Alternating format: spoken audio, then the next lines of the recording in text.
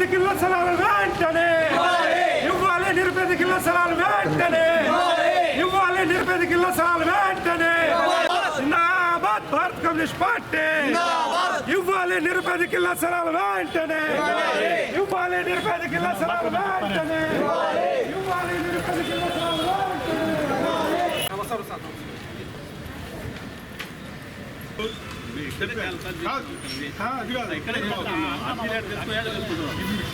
మీరనే పని చేస్తాం సార్. ఇంకో పార్టీ ఎక్కడ ఉంటుంది. కూటమి ప్రభుత్వం అధికారంలోకి రాకముందు జగన్మోహన్ రెడ్డి ప్రభుత్వం గారు ఇచ్చినటువంటి ఇళ్ల స్థలాలు ప్రజలకు అనుకూలంగా లేవని, అంటే 1 సెంటు నగరంలోనూ గ్రామీణ ప్రాంతాల్లో 1.5 సెంటు ఇవ్వడం ద్వారా సక్రమంగా ఇళ్ళు నిర్మించుకోవడానికి ఆ స్థలం చాలదని, అలాగే 1,80,000 ఇచ్చిన డబ్బులు కూడా చాలవని చెప్పని మేము అధికారంలోకి వస్తే దీనికంటే మెరుగైనటువంటి ప్యాకేజ్ ఇస్తామని చెప్పడం జరిగింది.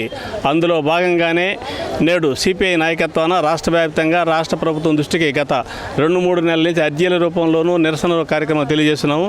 ఇప్పుడు ప్రస్తుత ప్రభుత్వం గ్రామీణ ప్రాంతాల్లో 3 సెంట్లు, పట్టణ ప్రాంతాల్లో 2 సెంట్లు ఇవ్వాలని, అలాగే 4 లక్షలు ఇస్తామని చెప్పినారు. పెరిగిన ధరవరులకు అనుకూలంగా సక్రమంగా ఇళ్ళు నిర్వహించుకోవాలంటే 5 లక్షలు దాకా కావాల్సి వస్తుంది.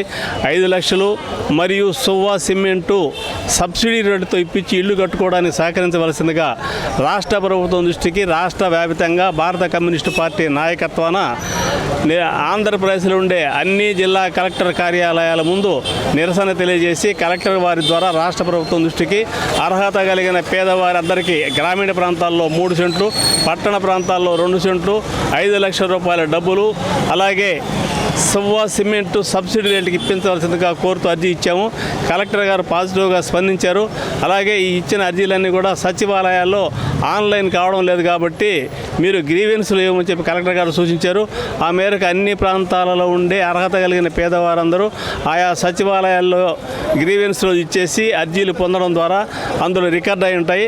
రాష్ట్ర ప్రభుత్వం ఆమోదించిన వెంటనే అందరికి ఇళ్ళు ఇవ్వడానికి సహకరిస్తామని చెప్పిన కలెక్టర్ గారు తెలియజేస్తున్నారు.